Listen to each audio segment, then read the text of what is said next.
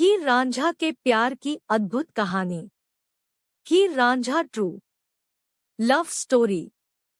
यह कहानी है उस समय की जब भारत और पाकिस्तान एक देश हुआ करता था और तब ये दोनों देश विभाजित नहीं हुए थे। चिनाब नदी के किनारे तख्त हजारा नामक गांव में रांझा जनजाति के जाट परिवार में एक लड़के का जन्म हुआ। इस लड़के का नाम रांझा रखा गया।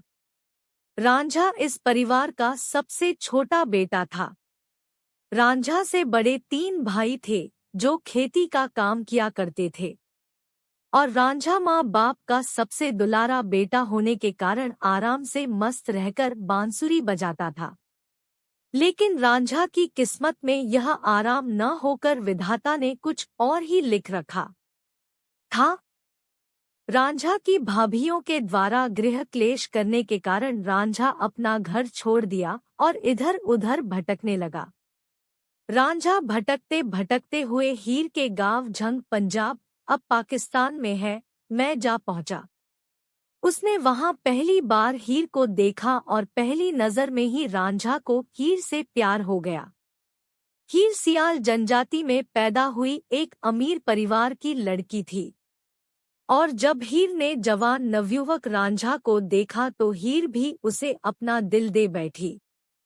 हीर नहीं चाहती थी कि रांझा उसे छोड़कर कहीं और जाए, इसीलिए हीर ने रांझे को अपने पिता से कहकर गाय भैंस चराने के काम पर लगवा दिया और साथ ही साथ हीर और रांझा छुप छुप कर मुलाकात करने लगे।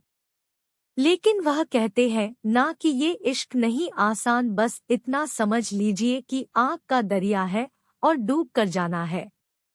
हीर और रांझा की पनपती हुई मोहब्बत को ग्रहण तब लग गया जब हीर के चाचा कैदों ने दोनों को मिलते हुए देख लिया और तब हीर के चाचा ने सारी बात हीर के माता मलिकी और पिता चुचक को बताई। यह खबर सुनने के बाद हीर के माता पिता ने हीर का विवाह सेदाखेड़ा नामक युवक से हीर की मर्जी के खिलाफ कर दिया। रांझा हीर की शादी होते हुए देख दुखी होकर कनफटे समुदाय के फकीर से गुरु दक्षिणा लेकर फकीर बन गया और गांव-गांव और गली कूचे में गीत गाते हुए भटकने लगा। एक दिन अचानक वह हीर के ससुराल में जा पहुंचा और वहां पर उसकी मुलाकात हीर से हुई। उन दोनों ने वहां से भाग जाने की योजना बनाई।